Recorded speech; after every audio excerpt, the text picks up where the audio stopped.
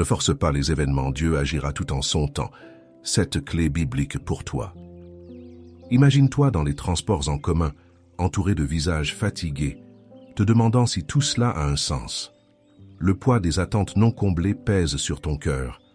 Ressens-tu parfois ce décalage entre tes rêves et la réalité, te demandant où est la main de Dieu dans tout ça? Tu crois en une puissance divine qui veille sur toi, mais les jours passent et rien ne change.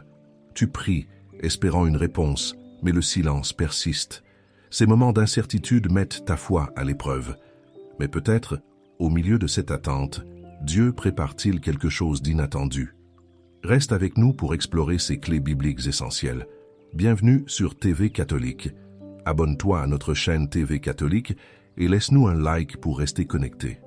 Ensemble, découvrons comment transformer cette attente en un temps de préparation et de croissance spirituelle. N'oublie pas, chaque moment d'attente peut être une ouverture vers un plus grand témoignage de foi. Explorons la première vérité, quand la fatigue devient un obstacle à ta prière quotidienne. Le souffle régulier du chauffage, le tic-tac d'une pendule dans le couloir, le grincement du parquet quand la maison s'endort. La journée a été longue et ton enfant te demande si Dieu existe vraiment. Tu sens que la réponse trop rapide serait injuste. Les mots se heurtent à ta lassitude et tu préfères le silence à une certitude donnée sans cœur. Je prends un moment pour respirer en Dieu. La fatigue n'est pas seulement physique, elle s'infiltre dans l'esprit, rend les pensées plus lourdes et les émotions plus fragiles. Elle installe un voile entre ce que tu veux vivre intérieurement et ce que ton corps te permet de faire. Tu voudrais prier, mais chaque mot semble peser plus qu'une pierre. Lorsque nous sommes épuisés, notre prière peut sembler vide. On parle sans écouter, on répète des formules sans sentir leur souffle. C'est justement là que le cœur apprend à se taire pour mieux entendre.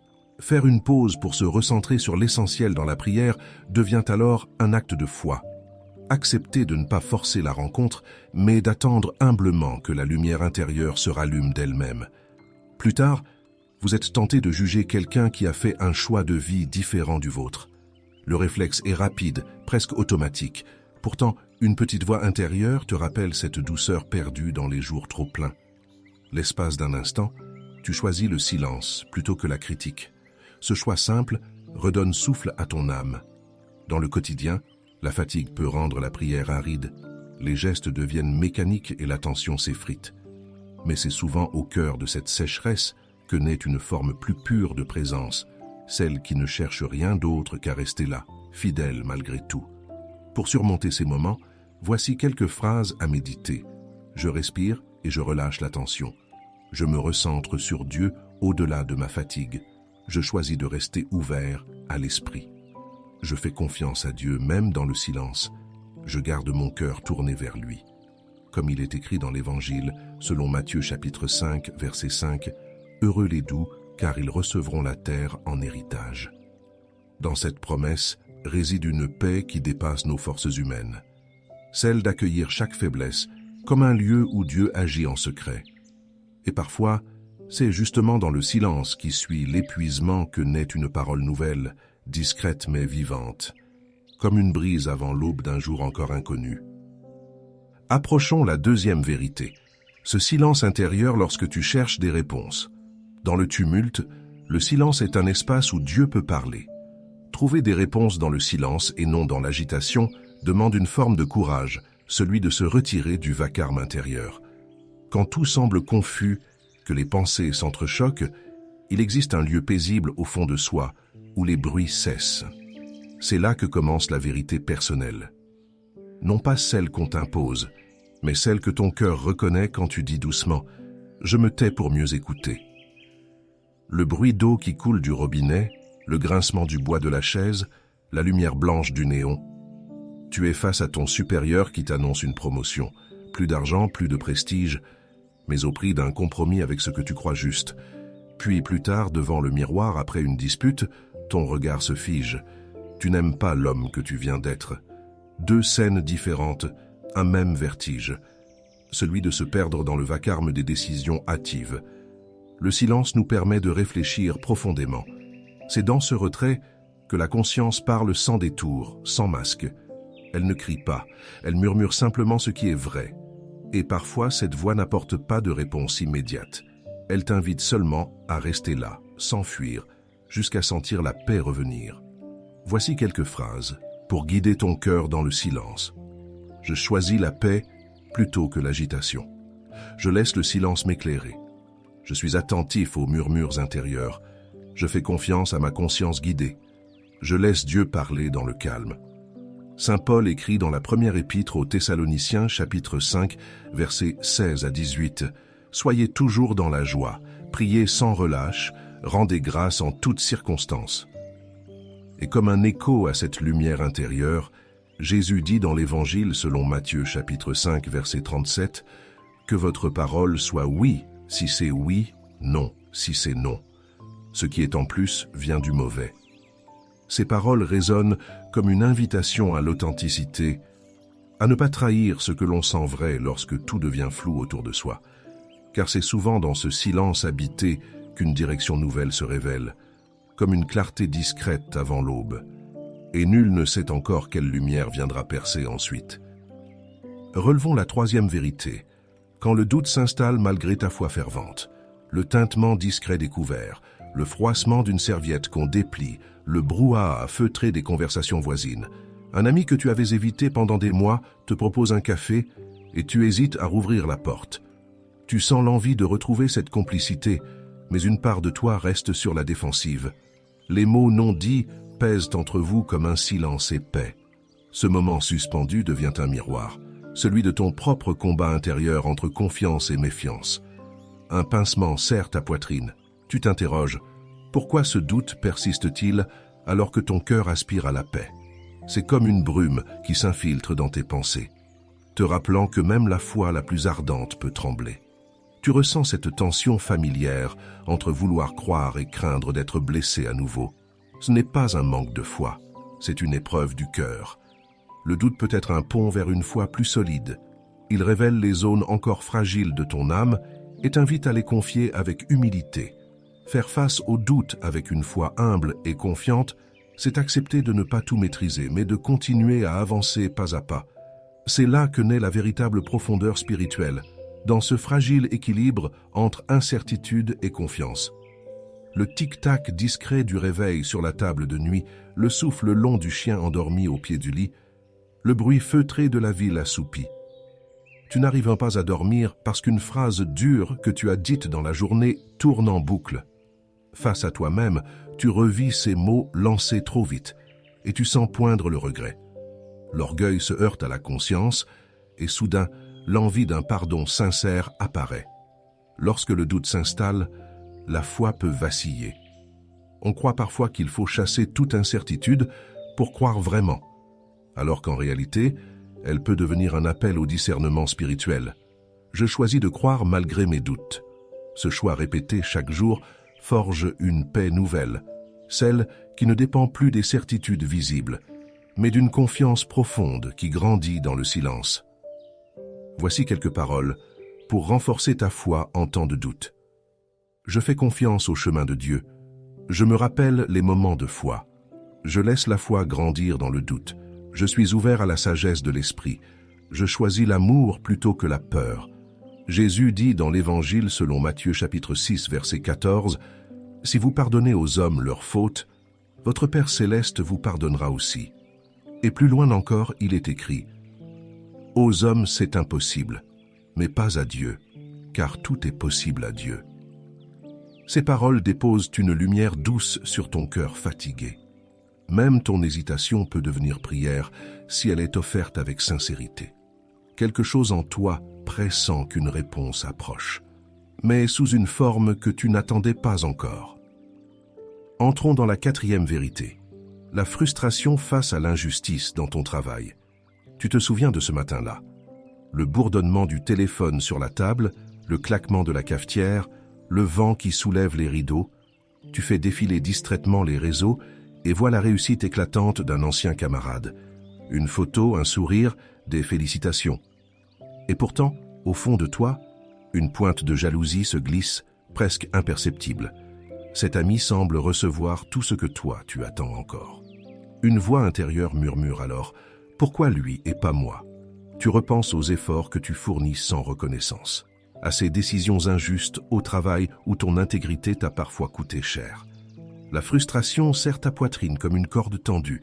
Tu voudrais crier que ce n'est pas juste, mais quelque chose te retient. Peut-être cette conviction silencieuse que réagir par colère t'éloignerait de ce que tu veux vraiment être. La frustration naît souvent d'une comparaison injuste. Elle déforme notre regard et fait vaciller notre paix intérieure. Pourtant, c'est dans ce tumulte qu'un discernement plus profond peut naître. Faire face à l'injustice en se recentrant sur ses valeurs fondamentales. Ce moment devient alors un miroir. Que veux-tu défendre quand tout semble aller contre toi? Tu te répètes doucement, « Je garde mes yeux fixés sur mes valeurs ». Un autre souvenir remonte. Vous priez sans ressentir la moindre consolation depuis des mois. Le silence paraît lourd, presque ironique. Tu continues malgré tout, sans émotion apparente, simplement par fidélité. Ce dépouillement te met à nu. Plus d'apparence à sauver, seulement le cœur mis à l'épreuve. Le sentiment d'injustice au travail peut être accablant. Il use la patience et érode la confiance en soi. Pourtant, c'est souvent là que se cache un appel discret, celui de choisir la paix plutôt que l'amertume. Comprendre que ton intégrité vaut plus qu'une victoire temporaire ou qu'une reconnaissance publique. Voici quelques phrases pour cultiver la paix, même dans l'injustice. Je me concentre sur ma mission personnelle. Je laisse Dieu être mon juge. Je choisis de voir le bien en moi. Je remets ma frustration entre ses mains. Je garde ma dignité intacte. Jésus dit dans l'Évangile selon Jean chapitre 14 verset 27, « Je vous laisse la paix, je vous donne ma paix. Ce n'est pas à la manière du monde que je vous la donne. Que votre cœur cesse de se troubler et de craindre. » Et ailleurs encore, dans l'Évangile selon Matthieu chapitre 11 verset 28, « Venez à moi vous tous qui peinez sous le poids du fardeau, et moi, je vous procurerai le repos. » Ces paroles ramènent ton âme au calme des origines. Tout ce qui est vrai finit toujours par éclore dans la lumière juste du temps divin. Et quelque part au loin, une promesse s'approche, celle d'un apaisement inattendu que seul le silence saura révéler. Réfléchissons à partir de la 5e vérité. Quand tu offres ton pardon à celui qui ne s'excuse pas, la vibration du téléphone sur le bureau, le halo bleu de l'écran, le claquement sec du clavier voisin, tu ouvres le message et ton souffle se suspend. On t'accuse d'une faute que tu n'as pas commise. Le nom de ton supérieur s'affiche en haut, froid et formel. Le cœur se serre, la gorge pique d'injustice. Et pourtant, tu restes là, immobile, comme si répondre trop vite risquait d'aggraver la blessure. Une chaleur monte au visage, mélange de honte et de colère contenue. Tout en toi réclame réparation, reconnaissance de ton innocence. Mais aucune excuse ne vient. Le silence du bureau devient lourd, chaque minute plus longue que la précédente. Pardonner semble une trahison envers toi-même, comme si céder signifiait admettre ce que tu n'as jamais fait. Pardonner sans excuse est un choix de liberté intérieure.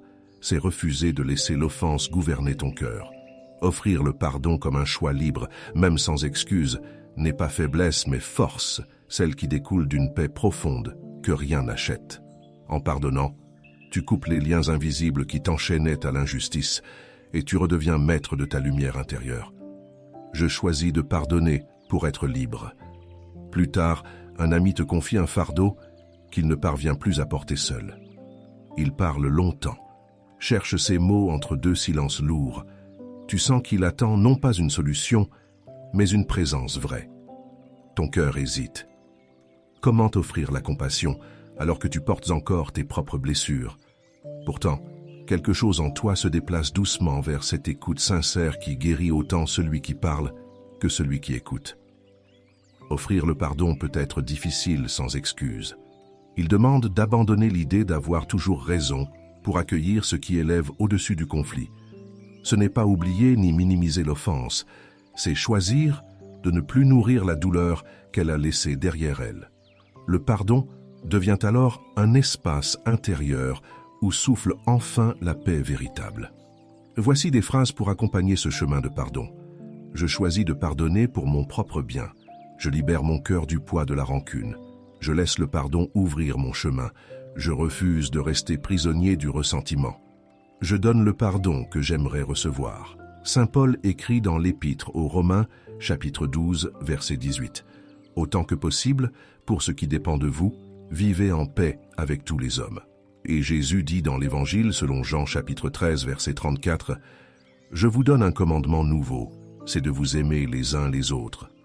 Comme je vous ai aimé, vous aussi aimez-vous les uns les autres. » Ces paroles rappellent que le pardon est un acte d'amour avant tout, une décision d'âme tournée vers la paix intérieure plutôt que vers la revanche terrestre.